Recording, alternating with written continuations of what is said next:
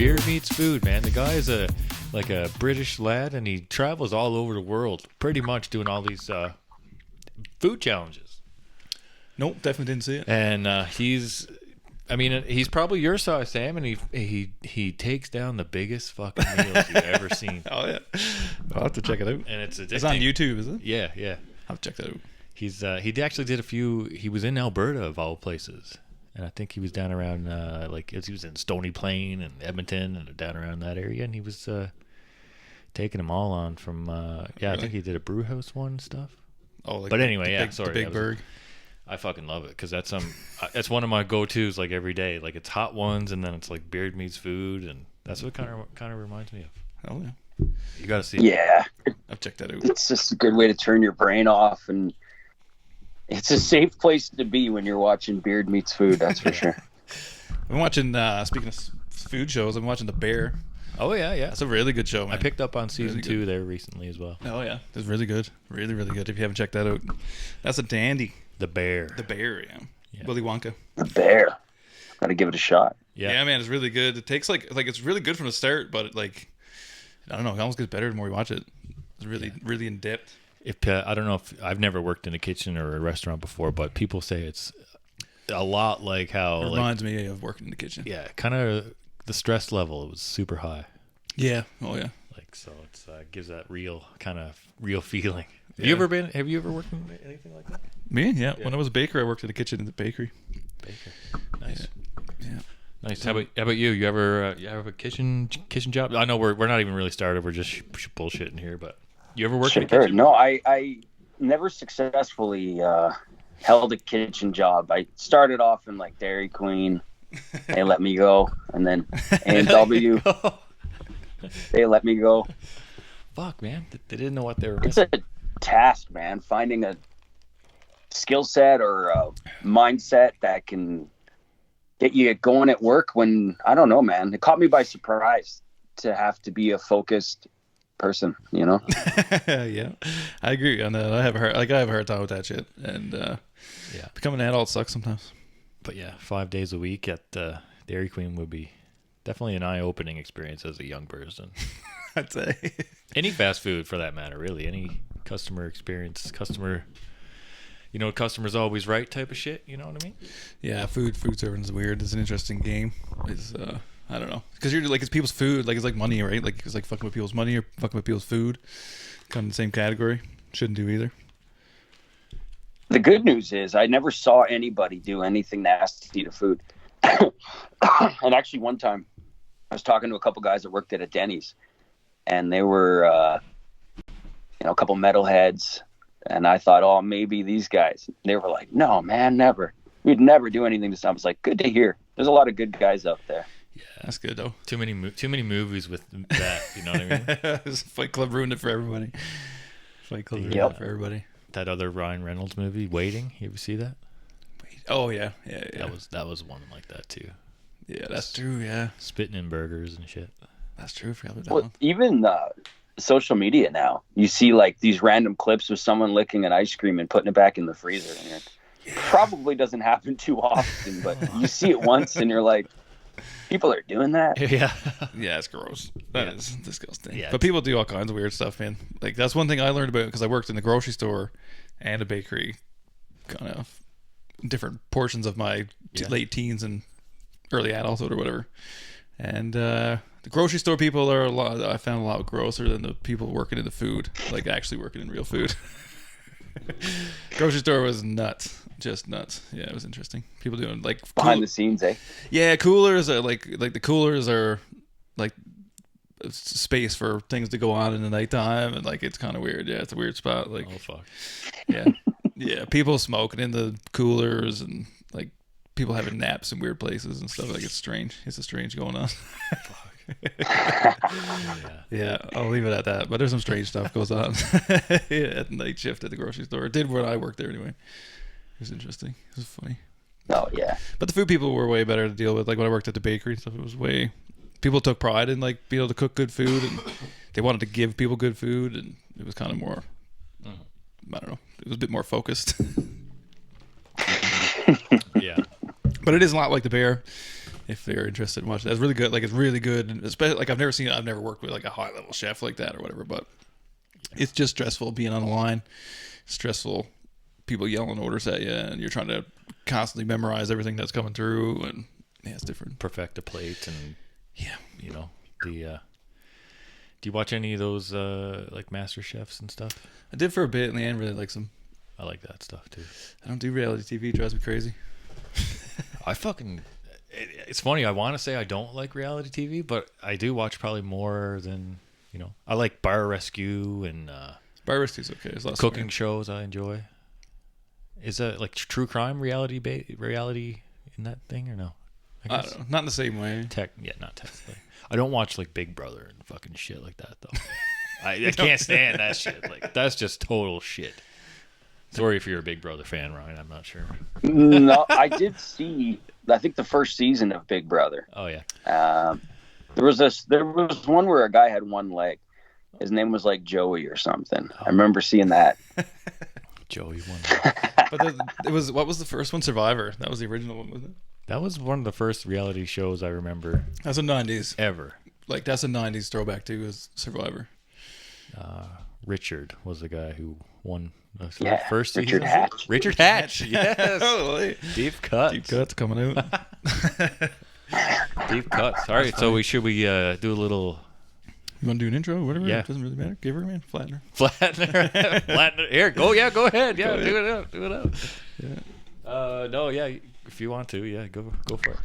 All right, everybody. Welcome back. Welcome back, folks. We are here with Ryan G. again. Rock.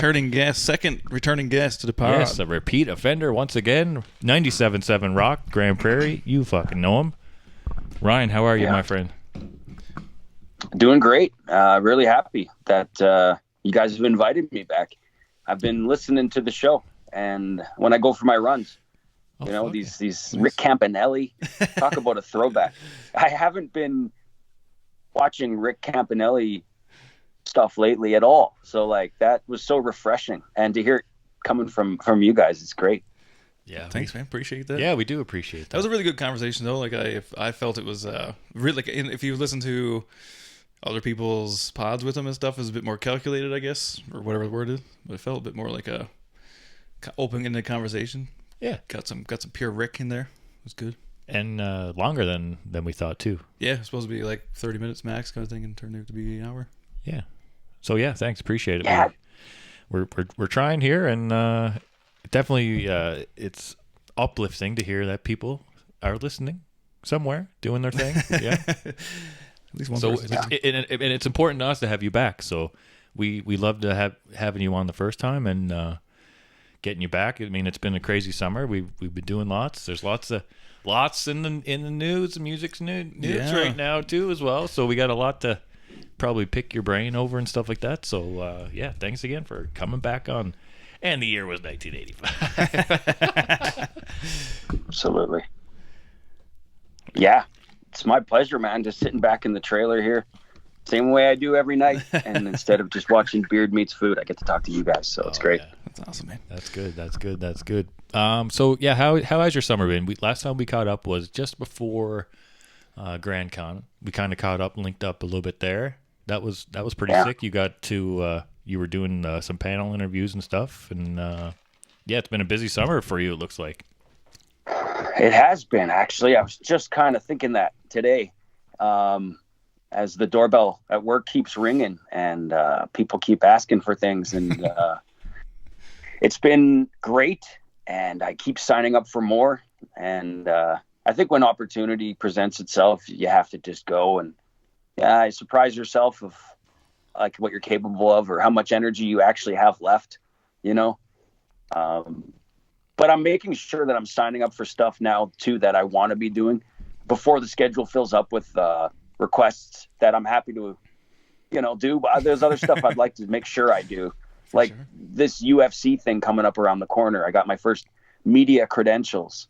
And so I'm going to do my show from Edmonton for Wednesday, Thursday, Friday, Saturday that week. And then I can do the press conferences. And well, to be honest, I have no idea what I'm supposed to do. I just got the credentials. So I was told two things by a media reporter, MMA reporter that I talked to privately. He said, just show up, wear a nice shirt, and don't get photos with any of the fighters. That's not professional, I guess. So I was like, okay. But hey, you'll be prepared with some dandy questions because you are a fan, right? So I was going to bring that up too. So I'm glad you brought it up first. But yeah, like UFC coming to Edmonton, and that's going to be super cool to be, have credentials and be, asking people on for the press conference and stuff like that. Because I'm a big fan too. So the press conference is always a huge part of the whole event. And yeah, so you're gonna do the show down there as well, and then do the what all goes on for UFC during the whole UFC week?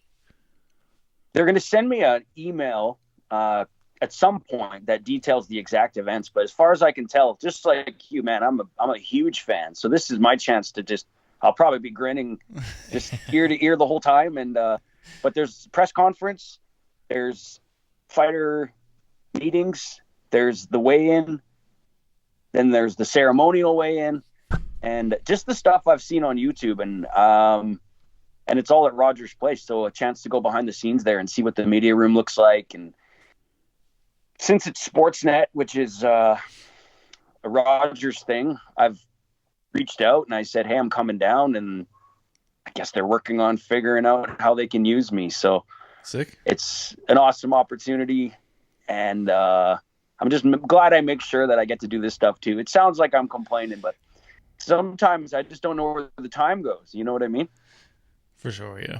I can see that. Yeah, no, it's gonna be a busy week for you. But like I said, you're a fan, and it's gonna be cool. It's gonna be. I'm sure it won't be your last one, right? You'll want to keep doing these big events. Anything that comes around to Edmonton, like, you know what I mean? Like, it's gonna be exciting. Yeah. Seems like it'd be a barrel of fun, especially like for a first time round kind of thing. Like you're just there to kind of take it in, which is cool, especially as a fan, right? That makes it worth it to be fun, right? And you got there's no expectations. They didn't ask, what are you gonna do? How are you gonna help us? They just said you're approved. So nice. And that you'll be like representing 97.7 Rock, or you'll be kind of just as your own kind of media personality. I'll definitely be part of the Rock brand. Right. So you'll have. I'm thinking if I can bust up some clips and send them around, even to the other Rock stations in Medicine Hat and Lethbridge and all these places, then they can use these clips, and we can get people to make a trip to Edmonton, hopefully, and say, hey, this is the greatest mixed martial arts talent Canada has on display, all in one night, capped off with two of the best featherweight fighters in the world, as Rose Namajunas takes on Aaron Blanchard. That's right. And fan favorite Derek Lewis in the co-main event. Oh, Derek Lewis. Derek Lewis, yeah. My balls are hot. That was one of his lines. That was the best. After one of his wins. No, that's gonna be fun, man. Like I've never been to a UFC fight before, and I'm a huge fan, but never been to a official. I've been to a lot of MMA shows, but not official UFC. I wonder how. I heard it's like next level type shit. Oh yeah. I've been to 3 or 4. Oh shit! The first was the UFC 98 in 2007 when Lyoto Machida knocked out Rashad Evans to win the light heavyweight championship. Wow! And dude, it was so amazing to see the knockout in real life, and to think to see him raise the belt, and he's so emotional and telling everybody anything is possible. And I just remember believing it. Like. This is awesome. It's so inspiring, Mm-hmm. That's a throwback too. Not many people, Lyoto Machida, the dragon. That's crazy. Yeah. Even I know what you're talking about there. That's how old that is. Yeah, no. I haven't been following it for a while, but yeah, I know what you're talking about there. That's awesome. Yeah. And, you had experience. I mean, you interviewed Forrest on the panel, right? Too. So it's not Forrest Griffin this past summer at Grand Con as well. So it's not going to be. You'll be in your element too. I feel. I think so, but I am finding that I make huge assumptions on anyone who's not a musician. I just don't know as much about their life and who they are and what their mindset might be. And I sometimes step right in it, like all the time with hockey players, especially, and MMA fighters so far. Like I interviewed Donald Cowboy Cerrone. He was filming a movie in Edmonton that's coming out soon called Puppy Love. Wow. And the son of a famous Hollywood actor is in the movie too. And I didn't know when I had the Cowboy Cerrone interview that the son of the famous I got to remember who the famous actor is. I didn't know he was coming too. So when I went to the door to let Cowboy in and that guy was standing behind him, I had a mini heart attack because I didn't have any questions prepared. And I don't really know how to handle these people. And I stepped all over Cowboy. I got names wrong. It was bad. It was bad. There's a reason the video's not out. Well, sometimes you got to eat it to learn. Yeah. Oh yeah, that's exactly how you learn, man. I tried to look it up quick, but I can't. I don't have the fast fingers like that. Don't have the Googleization of that. No. It's when you're sprung on things like that, it's hard to think on the fly because you are kind of nervous and you do just want to have a good interview and do a good job, but at the same time, you don't want to come across as like someone who's just full of shit. Yeah. Just have questions, pre-prepared questions, and this is all. So you kind of want to do a little bit of pre-interview, research, whatever it is. Yeah, deep dives into people's personal lives. Yeah, a little like bit. Nerdware. Yeah, well, you want a connection. You want a rhythm with these people. Yeah, and that's where you have to make a move. You can't just be on the outside kind of poking at them. You kind of want to and I guess it works because you get a reaction even if you're wrong, and it's more entertaining than if you just hit them an easy shot and they passed it back to you. Like a lot of MMA media, we're talking about that these days. They ask the same questions every time, and it's so boring. So what's happened in the media space is there's this guy named MMA Guru who does his own YouTube channel, and he gets bigger numbers than ESPN MMA. He gets bigger numbers than all these outlets, and it's because he's not doing the same thing. And of course, he steps on a lot of toes. He's incredibly insulting at times, but he's the biggest, and he's the whole game. I think that's why Ariel Helwani quit what he was doing, and he started his own kind of separate company now that focuses on boxing and wrestling and a couple other things. He was the biggest in the sport, and he's basically, I think, reading the tea leaves or whatever and saying, I'm getting out of here. Yeah, he's more. Yeah, he does more like his Ariel's thing is more his podcast now and stuff like that. He still has a lot of like fighters, but he has wrestlers on there as well. He has kind of a wider range of things. Not. I guess I don't know if he does the MMA hour still or not, but no, it's good to see someone kind of stepping out of the box and doing their own thing, and it kind of like you need to ruffle a little feathers to maybe get the eyes on you or stuff. You know what I mean? Like I'm not too familiar with MMA Guru, but it definitely knows. Yeah. I know. I have heard of it, and yeah. So it's it's. Sean Penn. Sean Penn. That's the actor. Yeah. Sean Penn. So Sean Penn's son looks exactly like him, and he just doesn't. He's just not exactly the young version, but he doesn't care. Like you could tell he's not from here. The way he talks and everything, it's just like it's a different kind of way of treating people, I think, because he's been treated differently his whole life. So when he's in Edmonton, it just seems like so foreign. Like he doesn't have any kind of, I don't know, like thumb on the pulse of the people out there. So it was super different. That's funny. I don't know how many sons he has, but I remember he had a son that was on, I don't know if it was a Jackass episode or I know Sean Penn was in the clip as well.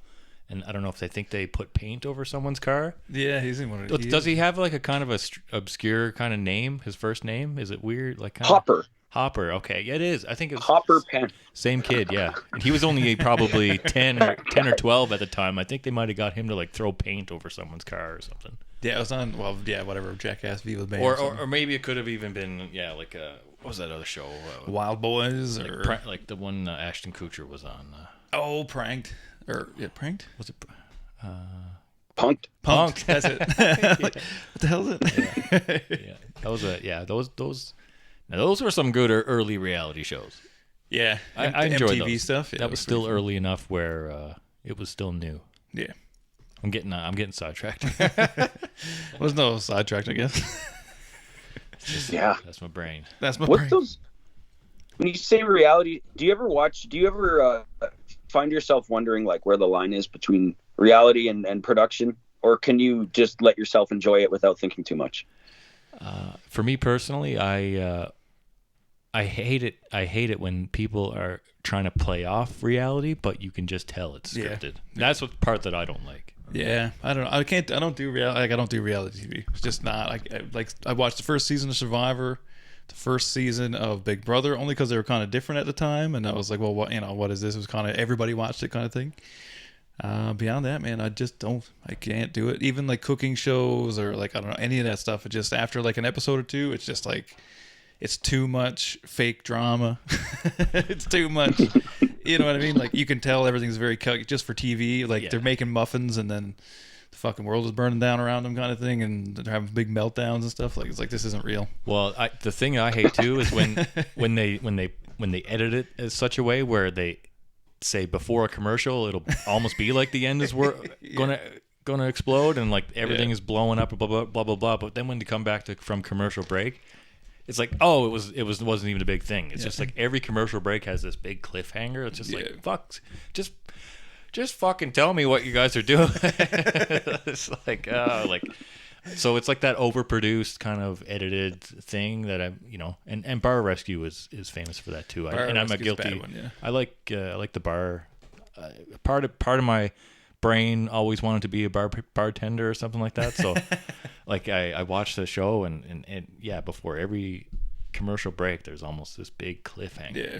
But then when they come back from commercial break, it's like, oh well, it was just nothing. Like and Annie added more flour and everything was fine. I was like, oh fuck, like guys, like take it easy. Yeah, but like stuff like Vice documentary stuff is cool. Like that type of reality stuff is cool or whatever. But like I don't like the contest thing and stuff like that. Like it's just I don't know.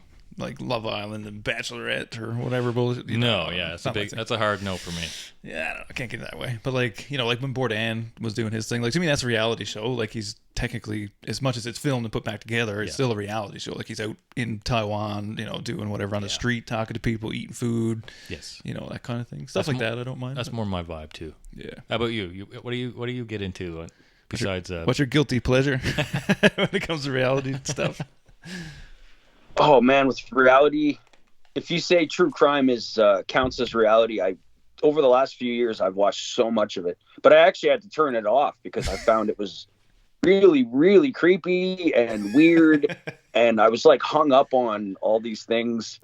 So like lately, I've been really working on not polluting my mind with all this crap, because there's a real responsibility I find these days in using the internet and not like just dumping garbage into your head, so like Twitter, even I deleted the app a week and a half ago. Still have it on my computer at home, so if I want to check it out and laugh, I can, but I'm not doom scrolling. Mm-hmm. That Twitter's bad for that, where you just you look at one political thing and then it's like they predict that you might want to see, and it just seems to progress into like crazy violence and all this stuff where I'm watching it and I'm wondering where the world's going, and then I'm like, meanwhile, my actual life is in a standstill because I'm gripped by this world news. So I'm like, oh man.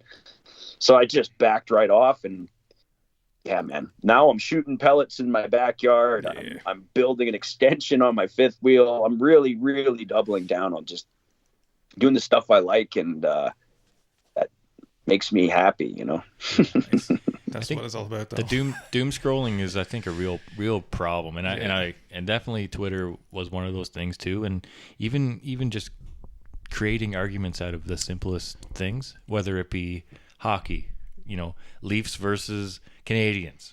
We hate each other. Everything's an argument. Whether everything's an argument. It's just an argument machine. In wrestling terms, WWE versus AEW. Whether it's political, Republican, Democrat. Whether it's liberal, conservative. Oh, everything is a battle on, and it's you constantly get caught up in everyone's bullshit, and one person's opinion could just set you off, where it's just like, and you just want to fucking own this motherfucker, but like, there's no good that ever comes from that. I don't engage. That's one thing. I think engaging online is the worst of it. Like, once you get past, because I find it's like once you get past the doom scroll, now you're engaging, and that's way worse. Engaging in this nonsense online, like just faceless shit. You know what I mean? Like, you're doing I mean, it goes nowhere technically, but you're creating this drama, and now it's in your head. And I don't know. Twitter's weird to me. Like, we have it for our podcast, but like I don't scroll it. I don't even use it anymore because it's just.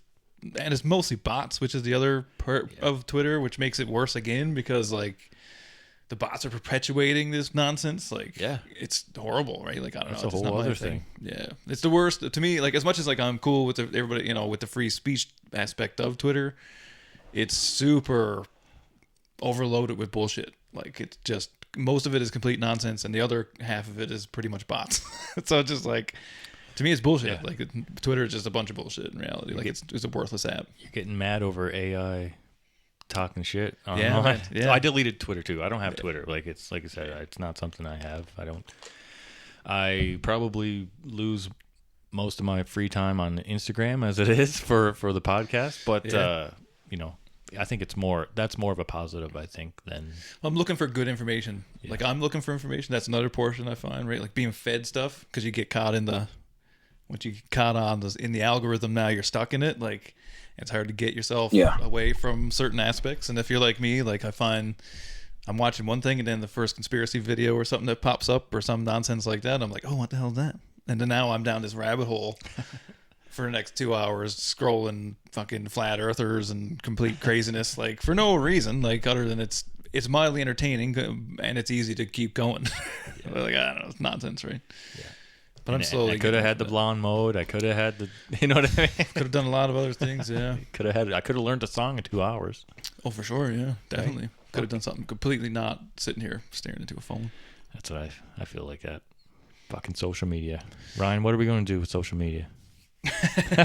Man, what are we doing here? It doesn't seem optional anymore. No.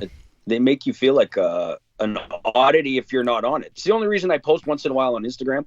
Is to let people know I'm still like a normal guy. I'm not some like weird hermit living a limited life. I post a photo of me smiling and laughing, like, hey, yeah, I'm doing great out here, by the way. Yeah. Sometimes it feels like if you have to let people know, even though it doesn't really matter. But I guess maybe it does matter. Maybe I downplay it so much that I'm doing myself a disservice. Like, it just, you gotta. It's not the worst if you can do it, I guess. Like you say, Instagram, I see my friends on there, and I see you guys on there. I see stuff that's positive. Yeah. So like in some sense, my Twitter habits poured into my Instagram now. I'm probably on there more often. That's for sure. Yeah. No, I would say you want to keep it positive, right? Yeah. It's just hard to get away. Like, I mean, like, I don't really watch mainstream news. Not like, like our parents kind of like sit down, turn the news on. Like, I don't do that. It's like most of my news comes through that way kind of thing. And I kind of like same thing. I don't really wait for the news to be fed to me. You kind of go look for it. So like you kind of go down those routes looking for it. So there's good stuff to it. And there's a sort of a necessity to it, but same late. I don't know. Lately, I've been kind of thinking to myself, like, oh man, fucking social media is just garbage. Like, everything feels repetitive and everything feels. Everyone's got an agenda. Yeah, just something about it. Like, it's all convoluted or whatever lately. It's not the same as it was. Not that it was always any bit of fun except for in the beginning, but I don't know. It's weird now. It's very weird. Well, I can feel if it's genuine or if it's someone's trying to feed me some bullshit to steer me one way or the other. You know what I mean? 100%. Especially if it's any news related or political fucking bullshit. Yeah, and it's very same thing, right? It's left or righty, a lot of that going on, and you can't be in between because heaven forbid you just like what you like. You have to agree with someone or whatever. It's all that foolishness, right? So it gets a bit weird. I don't know. Social media is weird, but in the other side of it, it gets pushes like we'll change gears and get into. I want to talk to you about Oasis. Yeah, because this to me is like a lot of musical news. To me, this is like a social media push in a way, right? Like people have been talking about it now for a few years. There's been a lot more push online, and I think it's finally reached the right ears, I guess, or whatever. And I know that most of the reunion, I'm sure, is based around money, but 50 mil. Good for the guys for putting it back together and attempting this. I don't know how many of the 10 shows they got planned or whatever will actually go ahead, but we'll see. So what do you think of that, Ryan, man? And especially for a guy in the music world, what do you think about this reunion? It's incredible. I didn't think it was ever going to happen, actually. And I don't say that about most reunions. Like when Alexis on Fire got back together, I called that weeks before. And awkwardly enough, I was working at a radio station that was part of their comeback. So I blew it somehow without having any knowledge of the fact that they were about to reunite. But I just went on the radio and said, hey, I have a weird feeling Alexis on Fire is going to come back. I don't, and there's this, but for Oasis, I'm into it. The music they made while they were away individually was great. You know, Noel Gallagher never stopped making great music, and Liam Gallagher never stopped making great music. And they never folded to all the pressure over all these years, which somehow makes this moment special, you know, because there has been waves of demand that came and gone over the years. And man, I think it's great. I don't think I'll be lining up and dropping a few $100 to see him, even though I've never seen him. And there was a time in my life where I thought I'd swear I would, but I love the stories about how they fell apart, you know, like backstage at festivals in Paris and fist fights and stuff. And I admire that kind of passion. Like it almost takes a effort to stay that mad at your brother, you know, like siblings aren't easy, but that's so heated. And did you ever see there's a festival footage of Oasis performing and Liam intentionally butchers the words to all the songs that they're singing just to piss off Noel Gallagher? Do you know what I'm talking about? Yeah, I never seen that one. And I was like, I don't know, whatever. I want to say Glastonbury or whatever. It's one of those big festivals. And then the last show they played, like he wouldn't fucking sing. He just sat there, right? Liam just sat on the fucking drum riser and made Noel sing all the songs and whatever. And where was the other one? It's the MTV Unplugged. Liam goes up in the balcony and starts heckling him from the fucking balcony and shit. That's right. Gets on the beer and gets crazy and starts heckling. Wow. Yeah. I don't know if I've seen that one. Oh, that's a good one, man. I mean, it's like you can I wasn't there obviously, but you can feel the tension through the TV, man. Like he's like gets pissed off, goes up in the balcony with a beer and like sticks his feet up on the fucking ledge and starts heckling him from it's like what the fuck? That is crazy. Yeah, I do remember that. Those guys are nuts, man. Like, and that's what kind of makes me excited about it in a way. Like, I'll never get there. It's gonna be hundreds, well, probably tens of thousands of dollars if we really wanted to do it. But I'm excited to see if it goes down. I want to see what happens between now and next year if they can do this or not. Yeah, because can make a beautiful video on YouTube, you know, like if they live stream it. I think they said they're not going to film it though, so no, it might be the kind of thing. Yeah, but yeah, it might be the kind of thing where you have to be there. Yeah, that's what they say. They're not going to televise it. They're just you have to show up, kind of thing. So it'd be sick to go to the Wembley shows. Of all the shows on the list, I think that would be the coolest. Yeah. Go to Wembley Stadium. I mean, that would be, like you said, that'd be a $10,000 trip. Oh, easy. Tickets are not like. I heard maybe the one Canadian stop would be Toronto, and even that alone would be. I mean, you'd spend a lot of money just for flights and hotels and tickets alone, and that'd be a big money weekend there. Yeah, I don't know. I'm not a big enough fan to drop that kind of cash on that kind of thing. Personally, for you personally, Ryan, if you. What kind of big money would you spend on who? Like, who would you drop that cash for? Who would make you want to go the extra mile and go see in concert? Tom Waits. You guys know Tom Waits? Tom Waits. Yeah. He's a guy that never leaves the southern states, and he's so incredible. And I guess there's something about him that just seems like it would never happen. But I could see doing a few $100, to see Tom. There's a few artists that I would do it for. It depends on the moment. I like spontaneity, so like if the show's coming up and there's an opportunity, I'd jump on that. But if it's too planned out, if it's too many months in advance, I might not do it. But because then I'll think about it, and then in my mind it's already done. Like I don't know. I know. Buying the tickets was all the dopamine you needed. Yeah. No. Yeah, in a way. I treated myself already, and then now I have to go and do it. Like, okay, I do love concerts, but it doesn't sound like a good attitude, but I do love concerts. And yeah, Tom's great. Liam Gallagher, to me, is obviously everyone says it, but he's like one of the world's true living rock stars, and the way he carries himself all the time, and the way he one taked I think most of his records, it sounds like he's in a room and he just walks in and he sings it in one take. And in some cases, Noel will hand him the lyrics. He'll read them once and then he'll sing them, and then that was it. And that's what you're hearing on the album. And it's just, there's something to be said for that. Yeah. Capturing Capturing a moment and not trying to make it like a perfect thing, you know, lightning in a bottle, right? Yeah, no, it's a I think it's a special thing, because even like before all this was announced, we talked about it with Bill Welichka, actually, like a reunion with Oasis, and we talked about all that stuff, and he said he thought it was coming as well, like he could see it happening, but you know, maybe if they went to Edmonton, I mean, I don't see that ever happening, but if they did, you know, that, because I do an Edmonton trip like for it. like Metallica were just up around this neck of the woods. And I don't know if you're a fan of Metallica, but now I have the regrets. I got the regrets. I would have really liked to have been there. Honestly, I don't know if you're a huge fan or not, but that looked like a fucking hell of a 2-night fucking extravaganza. It did, yeah. Oh, I felt the same. I watched every single piece of fan shot footage. And the same thing where I just talked myself out of it because I lived in Edmonton for a long time, and going back now just feels so laborious. But seeing the fan shot footage, I thought, man, I screwed up. Pantera, Phil Anselmo. It seems like these guys shouldn't exist anymore. And maybe it's because some of their bandmates are gone, but it's like living legends in the flesh. Yeah. Mm-hmm. And it looked incredible.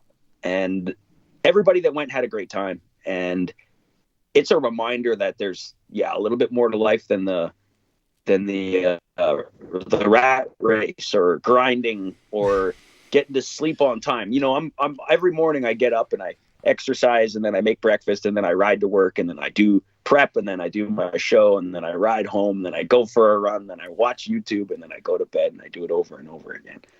And I love it because it's so streamlined, and it's so I love it. But at the same time, how do you break free from that long enough to do something cool or to, you know, spice up your life a little bit? Like, I don't know. Yeah, it's tough. I don't know. It's tough too to make those calls. Like, I felt like that when I went and seen Rolling Stones. Like, I'm not a humongous Rolling Stones fan, but they were in your city. They're in my city. Well, I'm not going to not go. And at the time, I mean, tickets were fairly cheap. Like, it was $120 to go see a Stones and Kanye West and Sloan and Alice Cooper. And, like, it was a really good show. Shit. And so I was like, well, fuck that. I have to go. Like, $120. Like, I'll never get this chance again. But it's I probably wouldn't have had to drive somewhere. You know what I mean? Like, it was a couple hours away. I probably wouldn't have. But, yeah, fuck, whatever. But I don't know. Metallica didn't bug me so much. But there's been a few that's come by. Like, we missed Royal Republic last year when they came through. They played 2 nights in there. And I missed the Darkness when they came through. So there's been a couple shows this last year or whatever, last 12 months kind of thing anyway. Yeah. Shit, should have went to that. Yeah, for me, it's that ticket price. Initially, you know what I mean? Like, okay, I can't really justify a $500 ticket. And now, and not only that, I have to buy 2. I have to bring someone with me. I have to bring my fiance, or a friend has to come too, or, you know, he's got to buy a ticket or whatever. And then it's a hotel, it's the gas, it's the food. And then it's like a 3-night thing, because it's a 2-night event. I guess if you could do one, but you know, you'd kind of want to do 2 of them. But then, sure enough, on so what was was it Friday and Sunday, or was it Saturday? I don't know what there was a day off in between, and I think it was a Friday and Sunday night show. But I had a coworker who was down there, and she's like, I got 2 tickets if you can make it down. She's like, you'd have to, you know, I'm like, I had to work the next day, and we're short staffed as it is, and and I had to work the next day. She's like, if you can make it down, you can leave early after work and come down, and then, you know, and then I'd have to call in sick the next day or whatever. Like, theoretically I would, but even that, I was like, no, I can't do that. I can't do that. But now I fucking regret it. I should have made it at the fucking decision and go. Yeah. But hey, that's life, I guess. Yeah, you don't want to get too good at talking yourself out of things. And that's a real skill where you can kind of like come up with a reason why nothing's worth it, or I don't know, like, not, you know, it's funner to count yourself in. You're right though about the money. I mean, I guess I didn't want to admit that's a part of it, because it's money. You don't want to be like, oh, I need to keep my money. I'd rather have money than a great time. It's like, no, I'm not that guy. But to be serious, it's kind of the world we live in. You got to pick your shots, I guess. And we do get some good shows here, which kind of keep me happy, like Friday tomorrow. Oh, I was just about to bring it up. Oh, baby. What? Are you going to Kim Mitchell tomorrow? Patio Lanterns, baby? Oh, yeah. Oh, fuck yeah. Little slice of Canadiana. 72 years old, I think, Kim Mitchell. I didn't know he was that old, but yeah, man. He sounds great from everything I've seen. He hasn't lost a step or nothing. Oh, man. I can't wait. It's a free show, at downtown Grande Prairie tomorrow night. And a great local opening act. And you met him the other day. You posted a picture with him. Yeah, a band called Hey Driver. Oh, yes. Featuring a local guy named Brent Boyven, who I seen in a cover band. And, you know, growing up in Grande Prairie, there wasn't much of a music scene. I went to Edmonton and I worked really hard to get into the music scene as deep as I could. And it worked. I played in it. I met everybody, had my mind blown. So when I came back to Grande Prairie, I didn't know what to expect. And I seen Brent Boyven band and they were really good. And now to find out Brent's the frontman of Hey Driver, I'm anticipating a really cool show. And I guess I'm bringing them to the stage at 7 p.m. tomorrow. So nice. That's going to be fun. I got to bring some politicians to the stage too, like the mayor and some MLA. No, just kidding. Just kidding. I do think about that though, or I'm fine with it. I'm not going to not do it, but it's you want to be respectful, and I don't know their names and stuff, so I'm gonna have to like, how do you say this name? Is that you? Yeah, well, you know, I talk about stepping on people's toes. This is a great opportunity to step on the toes of all the string pullers in the city. Locals. That's all. I don't want to. Everybody gets a little bit. I don't want to say too much, just in case anyone. Everybody gets canceled here. Technically, I work far under the same umbrella. I'll just put it that way. I've never actually said what I do on the pod, but Hey, fair enough. Hey, guess what? I'm in a union. You can't get rid of me too easily. Oh no, it's funny. So I don't mean to boo anyone, but just me with politicians. I'm just joking. That's it. I'm just joking. Yeah. Backpedal. Just backpedaling over here. But yes. But I will say the best part is getting to bring Mr. Kim Mitchell to the stage as well. That'll be so sick. That will be, yeah, man. That's a moment I'm going to calm down for and hopefully enjoy. You know, I mean, nobody wants to be on stage and standing in front of people and the last thing they see before the thing they want to see, the thing they came for, like, you know, but it's going to be fun. I'm honored that they asked me. Obviously, it gets me out of the house. And socially, it's going to be a good thing because I could introduce myself to a big group of people and then go join them. And that means I'm going to have the chance to meet a lot of new people. And that's the best part, is just being a friend to a lot of people. And that's awesome, you know? No, it's a good opportunity, right? It's a great thing. It's a great event the city's been putting off for the last few years. Last year was really good as well. They've had good turnouts, lots of support, as well. Lots of turnout. Yeah, and it's like you said, to get that opportunity to introduce a Canadian rock legend like Kim Mitchell. You got to take those when they come. Yeah, it's a big deal. This will be my second time seeing Kim Mitchell. I saw him for the first time at BJ's Q Club, which is now the that music store down. What's that? Long and McQuaid. Yes. Yeah. So that Long and McQuaid used to be BJ's, and they had some serious bands in there, and that's where I saw Kim Mitchell for the first time. Wow, I remember BJ's. I didn't even piece it together. That is Long and McQuaid now. Yeah, BJ's. They used to show the UFC fights on one TV upstairs. I think there was an upstairs, and it was like an isolated room. Little loft. It was like, I remember that. That was, and then my buddy's band played there. The Buck 5 band was Tainted, the house I think band. they were called Tainted Joe. What's that? I think they had a house band too called the Buck 5 band. I don't know if that rings a bell. The Buck 5 band. But they had they had some serious covers that were just awesome. I actually seen Matt Mays there too. Oh, nice. That was a fucking hell of a show. I'd say, especially if it was like OG Matt Mays. Yeah, so yeah, that probably would have been like 06 or 07. Yeah, so like second album era. That's it. That was when Matt, like that's when he had a good, like, not to say that first ATYW wasn't good, but that was they were stellar. That second group of musicians that he had backing him was awesome. Yeah, that was when I was in school. All that stuff was going on. We need You guys know your music. we need more local venues to do that. You know what I mean? Like we have Fred's. God bless Fred, John God at bless Fred's. John at Fred's. But you know, we had the Rock City, the Corral. You know what I mean? Back in the day, I seen Airborne there. Got permanent ear damage in my left ear. Airborne melt your face off. Yeah. You know So what I mean? loud. BJ's had good bands as well. You know, like the city was rocking in the mid to late 2000s. Yeah. Oh yeah. But I think Even the festivals. yeah. You know, Yeah. what happened to those ones outside the city? Like, why not string together 4 '90s Canadian bands on one night and 5 on the next? And That's something I don't. That's throw something some I've been tents up. considering, I guess is the word. But like I've been in my notebook of great ideas that I constantly run. That's an idea that's in my book. Is I'd like to figure out a place and then like a weekend to do 2 festivals a year. So like one at the beginning of summer, one towards like this time of year, and it'd be kind of Canadian themed, right? So like some legends and some of the new, you know, stuff that's coming up, you know, like the Beaches and all these bands that are like packing shows in the States right now, technically speaking. We could have a huge festival here because everybody comes this way, you know, Calgary, Edmonton, you know, going towards Kelowna, Vancouver, whatever, going that direction. Easily could be put this thing together or whatever. So that's something that I've been thinking about. Like, how do we manage that?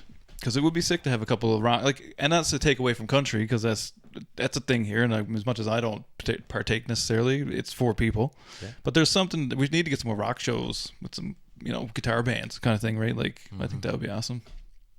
Yeah, we had one called SummerSlam. SummerSlam, yeah, in it the first year I showed up here. That I mean, I seen Sam Roberts' band there, Our Lady Peace, Thornley was there one year, Sheepdogs played at that one time. Mm-hmm. Sheepdogs. That was even before they were what they were. Local Edmonton bands, you know, local stuff. Even we had the East Coast Garden Party here. Yeah. Arkells played at that. One year. Class 5. I miss those rock festivals. Yeah, You know what I mean? I would agree. And I think that's something that Grande Prairie is seriously lacking. And Sam, if you build it, they will come. I believe so. I'll tell you, like, something to follow along if you're not following along, whichever direction I'm pointing here, is check out, was it Churchill Hill Music Festival? It's in St. John's, but like they put off 2 festivals this year, right? So it was over the course of a couple different weekends. They had Shania Twain was the latest one, over 3 nights, sold out.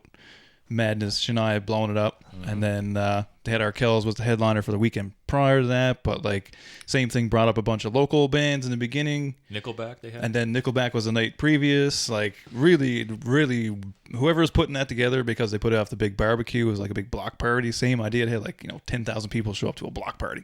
It's like awesome. So yeah, like that kind of premise I think would work well here. I think it's something that is being missed for sure. And I think because Grande Prairie is becoming bigger and it's becoming more of a hub for this area, I think it would go over, you know, like anything. It would just be, if you could get it together, I don't think it would be a big deal to get people to come. Yeah. Got to get some investors here. We'll put it off. Yeah, we'll figure it out. Yeah, like float it around. Waynesville too. Yeah, You know? put the idea out in the world. We'll get it going. We're putting it. It's in the ether right now. Yeah, you only got to speak it. If not, you know, if you don't speak it out, it will never come true. That's how it works. It's wild what happens when you say things out loud. Absolutely.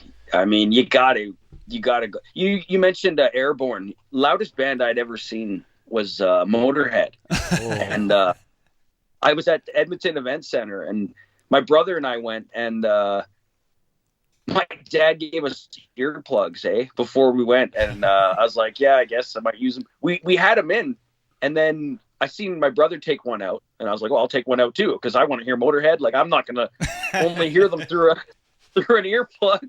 So one was out, one was in, and the next day one of my ears was ringing like, beep.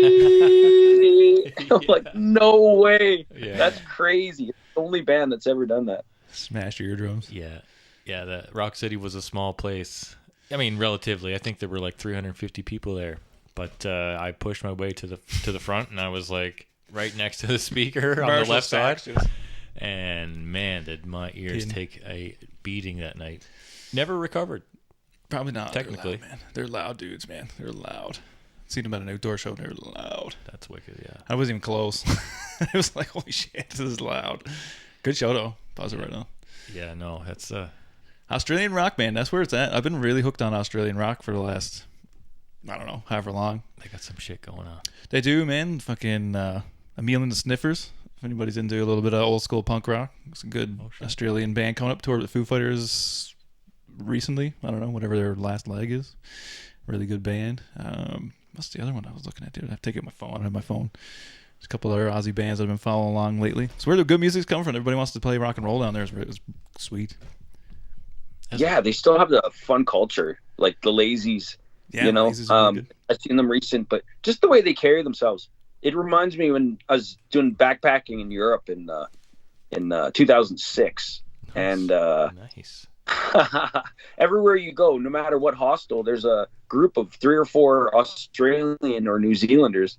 I don't know, and they're so easygoing and fun-loving, and everywhere they go, they're having the time of their lives, and everybody is attracted to being around them. And it's just like, without fail, no matter where you go at the hostel, there's going to be a group of fun-loving Aussies there that just make it, that have this energy that doesn't discern. It's just everything and everyone around them gets love, and you're just like, damn, I'm not like that. I feel my shortcomings are being exposed, you know, like I can be like that, but I'm not always like that, and you can't fake that, and you kind of just have to live with the fact that some people got it and some people don't, you know.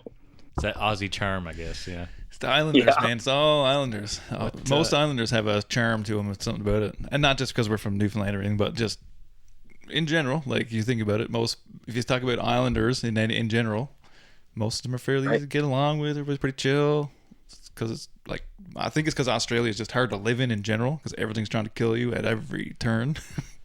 Yeah. So if you can do normal things, life is awesome.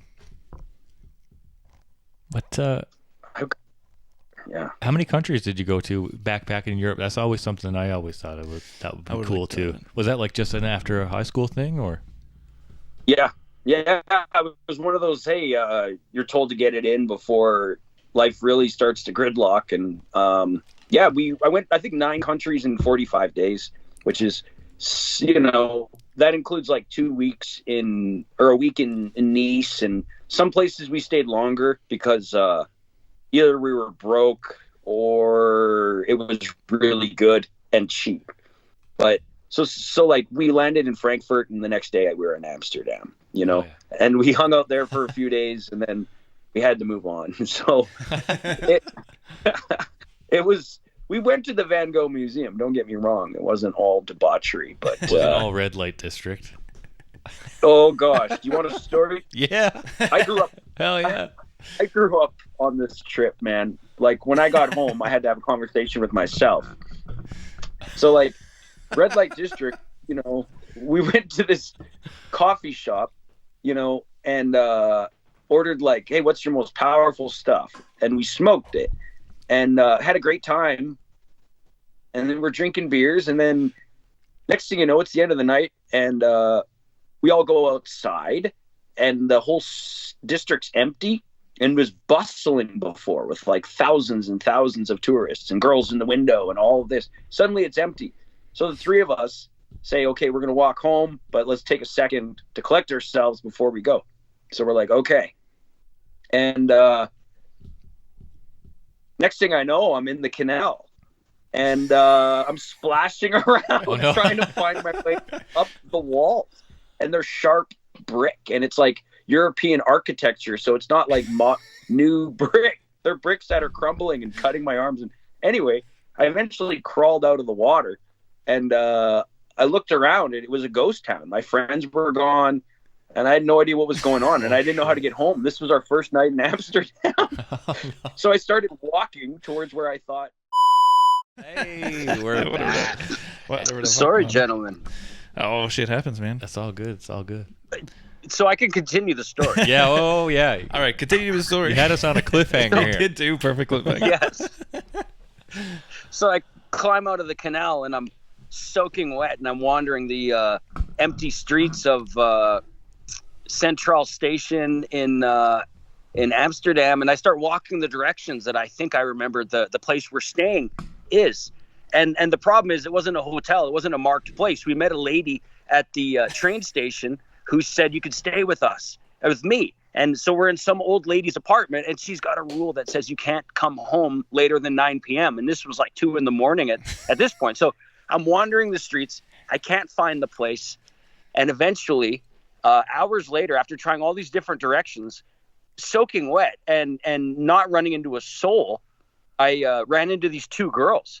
And in my mind, I was thinking like I had a chance at maybe both of them. So I was like kind of going with the flow, talking them up. And they're like, do you want me to call you an ambulance? And I was like, yeah, it'd probably be the right thing to do. So they do. And I keep talking to them. And I forgot they called me an ambulance. Next thing I know, this ambulance comes screaming around the corner with the lights on and the sirens. And they take me to the hospital. And they took off my clothes and they hooked me up to all these things that were like reading my body temperature, and they wrapped me up like a burrito in this tinfoil stuff, and I fell asleep. And then the next morning I woke up in this room, and I was like, I don't know what's going on. So I at some point I was wearing a white, those white zip up the front full body suits that you might see, like, I don't know who wears those, like people that are dealing with radioactive material or something. I don't know. Like hazmat they suit. gave me hazmat suit, and all my clothes was in a garbage bag. And I said, well, I went to the doctors, and I'm like, hey, what's going on? Or the people, the staff at the hospital, and they're like, you're free to go. I said, okay, like, I'm free to go. How do I get home? And they're like, you got to figure that out. So I left the hospital and I started walking. Again, I'm lost, but it's daytime in Amsterdam. Eventually I got on a bus that took me back to Centraal Station, and I still can't find my home or my friends. So I'm wandering around. And then I see a bus go by, and my 2 friends are on it. And I'm wearing this white suit with a garbage bag on my back. At the time, I had long hair. It was all matted across my head. And they're looking at me, pointing at me, and I'm like, what the hell? So they got off the bus. We met up. I told them this insane story.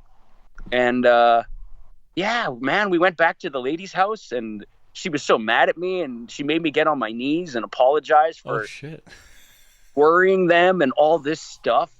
And I guess I had I got severe E. coli poisoning from the from the canal. So for the rest of the trip, I was diarrheaing, and it was bloody, and I couldn't eat anything, and I couldn't do anything cool. So when we made it to Interlaken, Switzerland, I had to stay on the toilet while my friends went climbing in the mountains. And interestingly, that was the first time I ever heard of Arctic Monkeys, because MTV Europe was playing, and I was leaning off the toilet looking around the corner into the living room. And oh man, that thing plagued the rest of my trip. But when I got home, I tell my parents, like, hey, everything was cool, there was no issues. But then 3 weeks later, a bill comes in the mail from the hospital, and the first one's for $1,300. And I thought, like, geez. And I had to explain what happened, and I made up something, and I'm not proud of it. And then they sent me another bill for $3,000 something. Oh. And I had to pay that one too. Oh shit! It was bad. But I had this conversation with myself after, where I was like, really, like, after seeing Europe and the culture and the way people carried themselves and all of this, I was like, man, I am such a downgrade from my ancestors. Like, I got to figure out, I got to be focused. I got to focus and get smart and be cultured. And, you know, I didn't do that too hard, but I did make a huge change in my life and really stop taking pride in being a obscene jerk. You know what I mean? I do know what you mean. There's time to put that all down sometimes. I was a dickhead for a long time too, in that kind of way. That's a hell of a story. That's a hell of a story. Got E. coli. Did you ever pass the E. coli to the point where you could enjoy the rest of your trip, or was that you were done for the rest of the whole leg of the trip? That was pretty early. I think that was 2 or 3 days into the whole thing, and we were there for 45 days. I got past it sometime when I was in Germany and staying with my friend's family, and they were feeding me Melba toast and refused to give me anything that would upset my stomach. And oh my God, though, there was one night in this lady's house where I've been holding in all my poo because I was in so much pain from doing it so often that I didn't want to do it anymore. Mm-hmm. So for days on end, I was holding it in. And then one time in the middle of the night, I woke up and I was like, oh my God, I can't do that anymore. So I was looking around and I couldn't find the bathroom. And I didn't, so I just went in my pants and it was so much. And eventually I had to take all the clothes off, and I used every piece of clothing I had to wipe it up, and including my towels. And it was barely enough to get it all. And I didn't have a shower or nothing. So I'm standing there totally naked with crap running down my legs. And I woke up my buddy who was sleeping on the couch, and he looked at me and he's like, oh, what's that smell? And I'm like, hey, can I borrow your towel? He's like, no, you can't. And I was like, dude, just give me your freaking towel. I'll buy you a new towel. I got a problem here. And needless to say, that's an all-time story amongst me and my friends. Like, that was just me and a small group of friends, 3 of us that went backpacking. And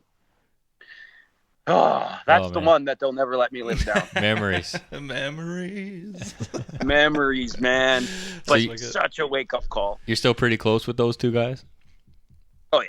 Yeah. Yeah, I've been lucky. I have all my friends from junior high and high school, and we talk all the time. It's basically the only friends I still have is, well, like, I don't hang out with anybody newer than high school, really. Yeah. I'm kind of like that, too, actually. Yeah, it's weird. For the most part. But do they still live around GP, or they're gone on? They spread out. There's a few in Grande Prairie. I go for wings every couple of weeks with one of them, and there's another one here who helps me with stuff like on my renovations here. I'm building a little space for a wood stove. Nice. So this summer or this winter I can stay warm with a wood stove, and they're helping me figure that stuff out because they know that I'm kind of reckless and capable of great mistakes.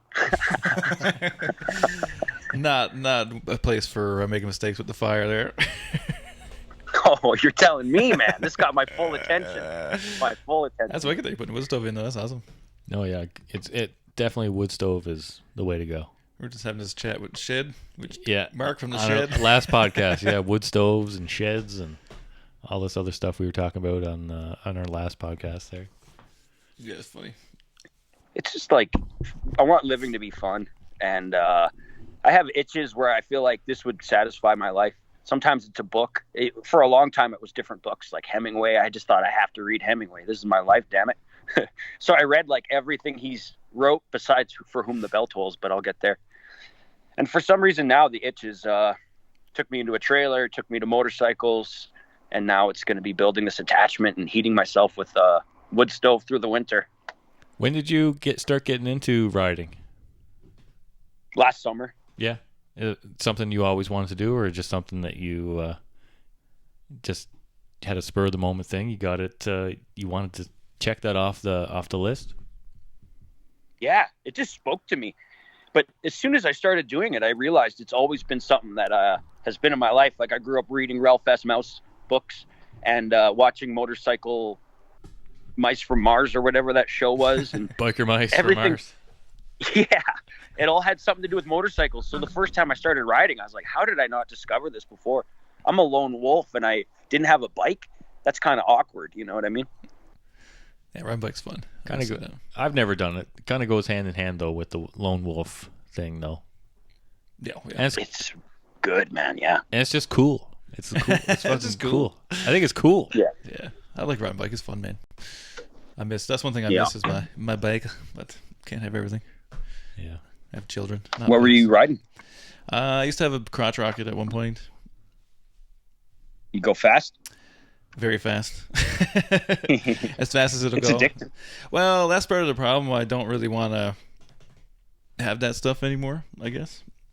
Is because I'm kind of reckless on that stuff. Like a quad or something's one thing, but yeah, like a super fast bike, I'll just go as fast as I can go. It is so fun. I didn't think I had a need for speed until I got on the highway and I was looking for another gear after hitting all my gears, and I was like, oh, because it gives you full focus. And you have these conversations with yourself where you're like, I better slow down. And it's like, well, why? And then you think about, like, do you prize your life? Do you prize your safety and your health? And it's a serious little conversation that just kind of like passively goes through my head. And I'm like, yeah, I do, you know? Yeah, it's fun. I don't know. Yeah, I don't know. It's kind of like, I don't know. Do you want to become on the cheese grater? Or, I don't know. It's fun. I don't know. Now that I'm older, I don't know. I just can't see it. Like, I wouldn't mind having a bike, but I don't want to go fast like that. I don't want to be doing that shit anymore. It's too much. It's too fast. Too fast, man. Your head is like 3 feet from the ground going a buck 80 down the highway. Oh, like 250, man. Like flying, yeah. right? Like flying down the road. Yeah, it's wow. Yeah, it's fun, but it's dangerous. Like I don't know. Like it's fun at the time, but now that I'm older, I'm like, no. As much as I want to, I don't have the interest. You know what I mean? Like I don't have the balls for it. Almost like I can't fathom going that fast right now. Yeah, there's a few things I did in my youth that I won't do again. That's for sure. No, like that kind of stuff. I was way more reckless with that kind of stuff. Even like dirt bikes and stuff. Like way more reckless on that shit. Yeah, like full tilt to the throttle all the time. Like just a nut bar. You're a Harley guy? Yamaha. Honda. Yeah. I got a Honda Shadow. Honda Shadow, That's it. Yeah, it's a Cruiser 750, so I don't have to worry about going 250, but I maxed out at 160 going downhill. Nice. It's still fast enough, man. It's fast enough. Plenty fast. Yeah, especially on a big honker. Some of them bikes, too, are so big. They get speed wobbles. It's like there's no control. There's no getting back from that. Oh, yeah. And it seems to happen to more seasoned riders than me. On nicer days than I'm riding on sometimes, it's like, yeah, where does that ego come from? I don't know, but you kind of have to check it, you know? Yeah, 100%. I don't know, like there was this guy in our shop the other day talking about he got in a bad accident. Same thing, like beautiful sunny day, just turned the corner and went down in the ditch, flipping over sideways kind of thing, you know what I mean? Like end over end. So you don't know, it's a bit, I don't know, it's just finicky. It's a finicky animal. And it's fun, but it's finicky. and the roads are usually full of rocks until May, June. Sometimes it's hard to, our street cleaners aren't. We put out a lot of dirt in the wintertime. So like in the spring, there's a lot of rocks on the road and stuff like that. So yeah, it's tough to be. It's hard.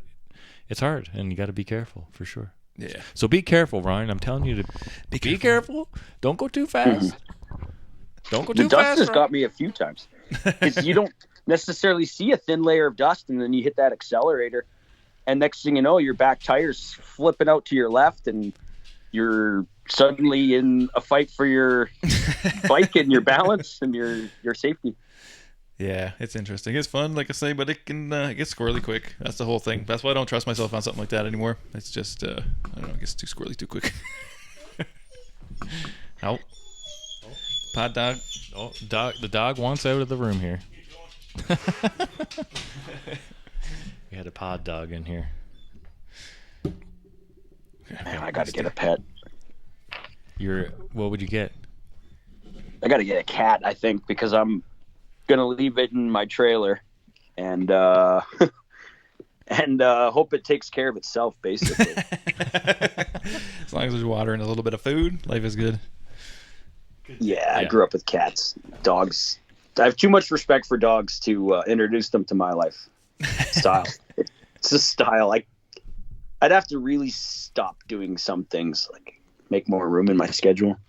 It is definitely a bigger commitment, I think. I think cats are more self-sufficient. You can kind of leave them be. They're their own kind of lone wolf, so to speak, of themselves, right? You can, when you're around, they'll be affectionate and blah blah blah. But when they're by themselves, they're totally fine too. Yeah, I only had one cat along the way. I don't know. I don't mind cats, but I don't know. I got enough people in my life to look after a dog. I don't have to always look after them. But yeah, the dog thing is like you can't go anywhere sometimes. There's lots of that stuff. It's like you got to find someone to watch them. Yeah, that's why I won't get another one. One is lots. I think two's tired. Yeah, I have two, and it's enough. I already did that once. I'm not doing it again. I'm too young. Even puppies are more work than kittens. Oh yeah, man. Oh yeah. It's not even close. Having a puppy is like having a little baby. Like it's for at least like 6 months. Like you're out at weird hours. You're up in the night. You're like, oh wait, man, fuck that. I'm not doing that again. Yeah, it is a lot of work. Yes, man. You freaked out. Up all hours of the night. God damn it. I'm trying to bring the dog out for a leak so you don't piss on your floor. No way. Not interested. Yeah. Not interested. And a cat can catch a few mice too if they ever get in around. Yes. Hopefully.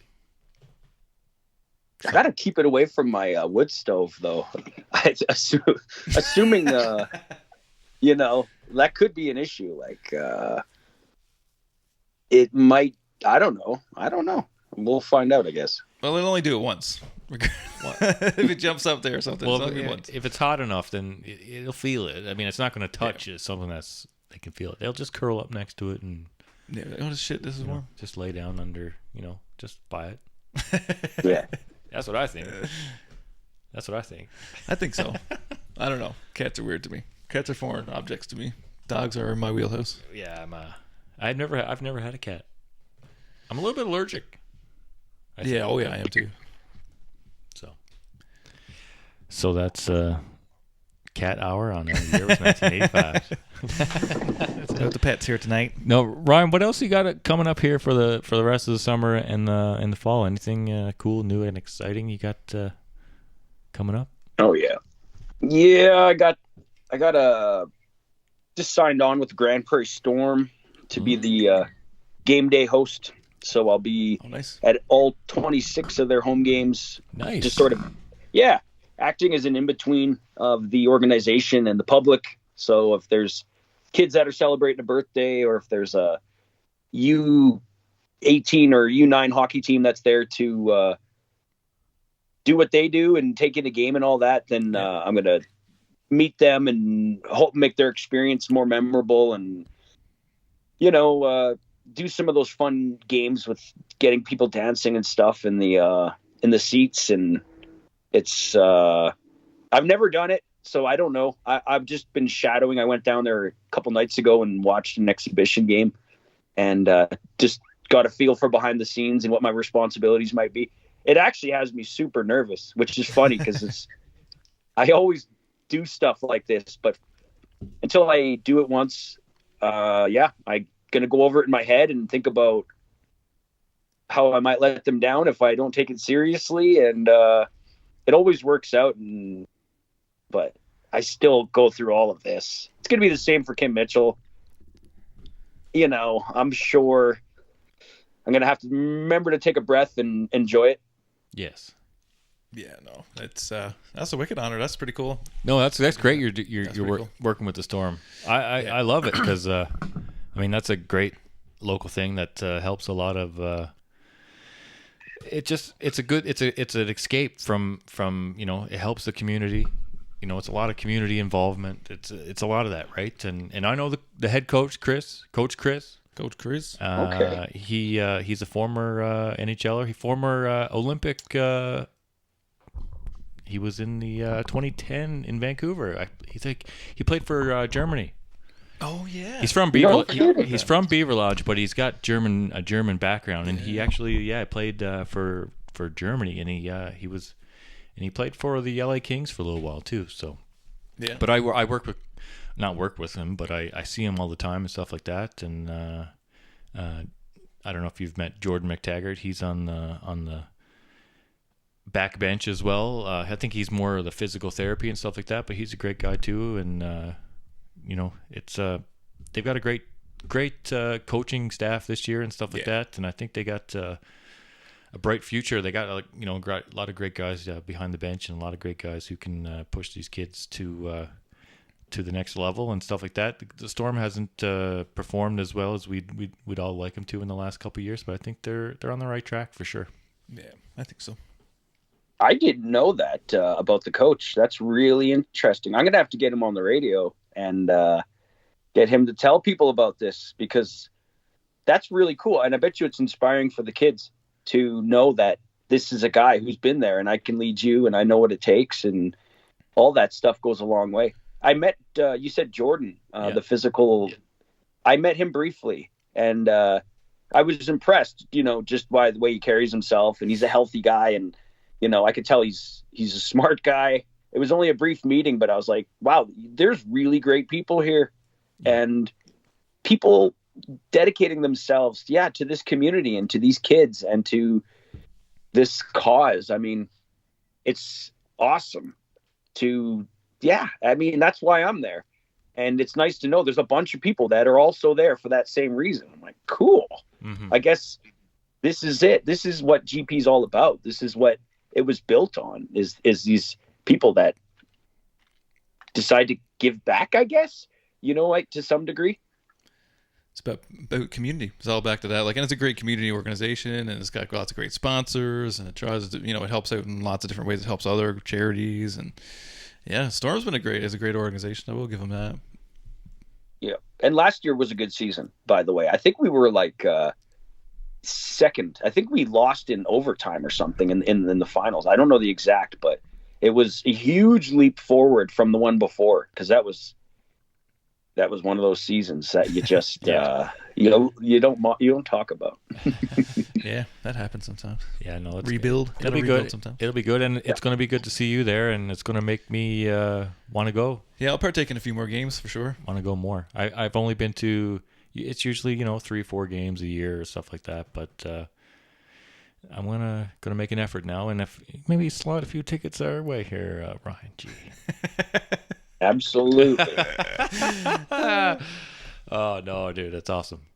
Yeah, no, that's wicked. But it's I want to create a culture around it where the community does show up, and so I guess there's a little pressure on that, because I can interview these people. So if I talk to the coach, get them on the radio, let people know what's going on, So I guess I'm wondering what the potential is for that. What can we do? How much can you blow this up, and what's the right way to strike the keys to make it happen? Because it's possible, but you just have to know, what's the message? What are we tapping into? And I think it's a rallying point for sure for the community. It's a place to meet. It's a place to support. And unless you guys got some better angles for me.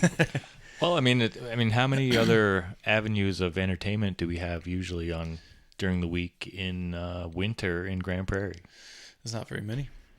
Yeah, but there's lots of opportunity to grow there. I think it's in terms of the marketing, I guess, or whatever we want to put it. I think it's a little bit understated. As much as everybody kind of knows about it, there's not a whole lot of. It doesn't seem like it to me. I don't know. I'm not facing eyes into it, I guess, but it seems like there's not a whole lot of marketing around it, other than promoting the games themselves, kind of thing. You know what I mean? You do the theme night kind of thing, and take something from the NHL style or NHL brand kind of stuff or whatever, right? You take it from there. You do theme nights and player nights and these types of things or whatever, right? Or white night or whatever the thing is, whiteout nights and stuff like that. And I think by promoting those things, show up, you get a free Storm towel with your ticket, and you get on the mic and get everybody rolling, or someone's on the mic getting people rolling. A lot of that stuff is missing from it, kind of the fun of hockey. Mm-hmm. Yep. No, that makes sense. Getting community, friendship. I mean, people will, if they remember how it made you feel, right? Rather than maybe exactly what happened. So it's got to be a vibe, and Yeah, man, it'll go great. Yeah. It's something you maybe can't even plan for. I mean, you're reacting to what's happening, and it'll all be good. But yeah, I'm doing that, and then a whole bunch of remotes. So you're going to hear me from selling hot tubs and anything else that they got me going. But September, there's like 2 or 3 weeks in September where I'm just going all day, which is fantastic because it's not a surprise. I can gear up for it. I can go to bed knowing that this is going to be that kind of day, where I don't do any show prep because I'm somewhere else for 6 hours, and then I show up with 1 minute, and then it's just like, oh man, like it sucks if you fall behind the 8 ball when you're live because the songs seem to play faster and you seem to talk more often, and it seems like there's nothing, and it's just, if you're behind the 8 ball, that's the worst. But it doesn't happen often. Because I'm always prepared. I'm always doing 3 hours of prep. And so those days are going to be doozies, but I know it'll be easy on myself. No one's ever harder on me than me, so I'll be all right. Yeah, sometimes you need that little bit of extra pressure, you know what I mean? That's what makes the diamonds, you know what I mean? A little pressure make the diamonds. I think so. So that's when people really shine, I think, and you're on top of your game, and we do definitely appreciate it. So yeah, man. So well, thank you again, man, for coming on. Tell everybody where they can find you if they want to follow you, or if they want to figure out what else you're doing and follow along to all your remotes and everything else you're coming up. Where they can listen to you. I'm in one place, and I'm at Ryan G Radio on Instagram. Yeah, I post the odd photo of what I'm up to, and then tune in to 97.7 Rock. I mean, that's me in my element, and been doing it for many years, and I could genuinely say every day I'm just trying to do my best, and that's the best part, is I get to do it every day, and it's satisfying to get to do it every day, and try to do my best, and it's not like I fail that much, and I mean that respectfully. Like, I'm not the best, but I know what I'm doing now, so I get to enjoy it. Like, for a lot of my career, it was dragging myself in front of people because I didn't know how to communicate, didn't know what to talk about, didn't know how to relax, and I had a lot of people telling me what to do. Now it's a little bit more enjoyable.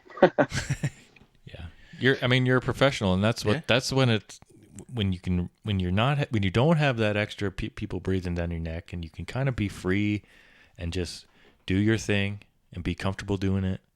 That's when it really comes across as this is as good as it's going to get, or as good as you can put out. I mean, that's what people want to hear, when they're comfortable, when they can just be themselves, when they can put out what they want to put out, be who they want to be themselves.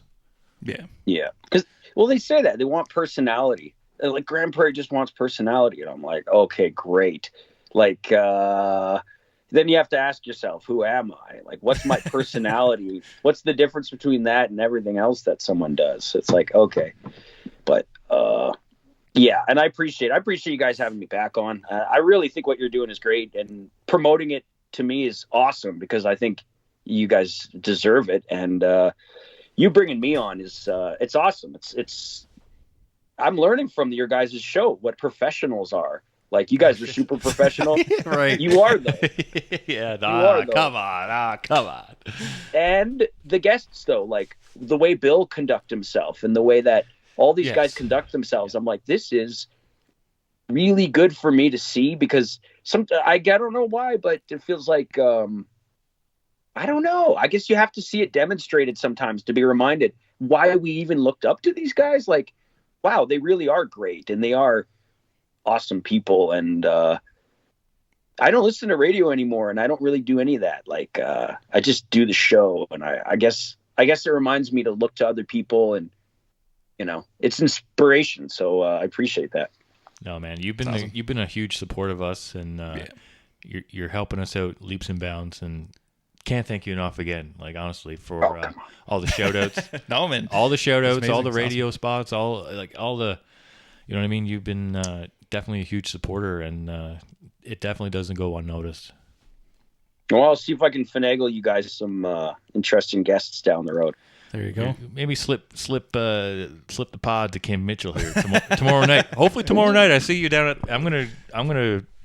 I'll yell at you because I want to see you tomorrow. Yeah, I'll be there, man. I'm looking forward to it. I'm gonna be my best self and social and living in the moment. So I hope I see you guys for sure. Nice, man. Appreciate you coming on as always, man. We will. Thanks for putting up with it. Oh man, there's no putting up. No, It's awesome. It's been a good pod, man. Yeah, Thanks so much. pod. And we'll catch up with you soon, man. Hopefully, I'll see you tomorrow. Oh yeah, we'll be there. All right, brother.